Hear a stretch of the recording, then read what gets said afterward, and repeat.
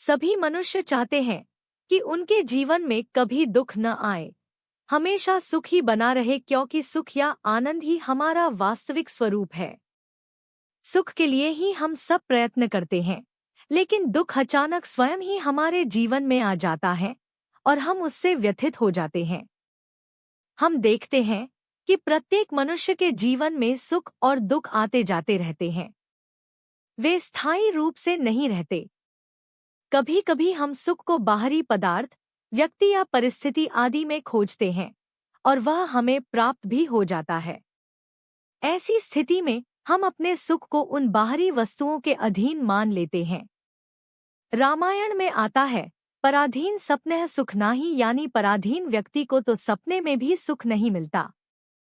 हमारी इंद्रियों का जय बाहरी विषयों से संबंध होता है, तब हमारे अंतःकरण के भाव के अनुसार हम सुख दुख का अनुभव करते हैं।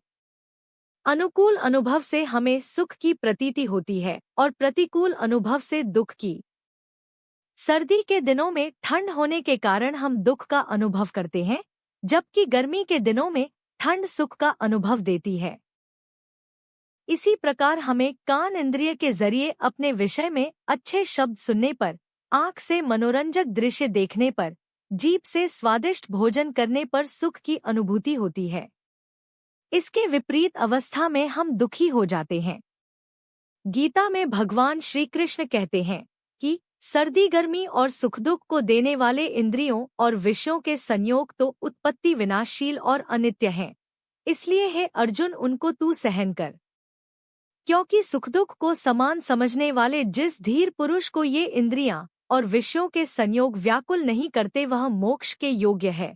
सुख और दुख दोनों के ही अंत में ख अक्षर आता है। इस शब्द का अर्थ है आकाश या खाली स्थान। जब हमारे मन के अंदर के आकाश के अंतर्गत पवित्रता होती है, तब उसमें सुखद या अच्छे विचार या संकल्प विकल्प आते हैं। परिणामस्वरूप हम शुभ कर्म करते हुए सुख का अनुभव करते हैं।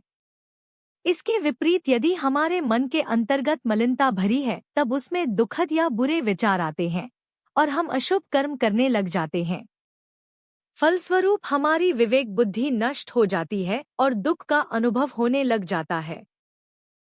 भगवान ने हमें कर्म करने की शक्ति और पूरी स्वतंत्रता दी है। हम जैसा सोचते हैं वैसा ही करते हैं और वैसी ही अनुकूल या प्रतिकूल परिस्थिति हमारे समक्ष आती जाती रहती है। विदुर नीति में भी आता है कि ईर्ष्या करने वाला, घृणा करने वाला, असंतोषी, क्रोधी, सदा शंकित रहने वाला और दूसरे के भाग्य पर जीवन निर्वाह करने वाला व्यक्ति सदा दुखी रहता है। गीता में आता है कि जो साधक इस मनुष्य शरीर में शरीर का नाश होने से पहले ही काम, क्रोध से उत्पन्न होने वाले वेग को सहन करने में समर्थ हो जाता है, वही पुरुष योगी है और वही सुखी है। इसीलिए बुद्धिमान पुरुष सुख दुख दोनों ही अवस्थाओं में समान भाव रखने का प्रयास करता रहता है। अन्यथा विषम भाव रखने के कारण दुख आने पर वह बेचैन या विचलित हो जाता है, कार्य में मन नहीं लगता और स्वयं को अस्वस्थ कर लेता है।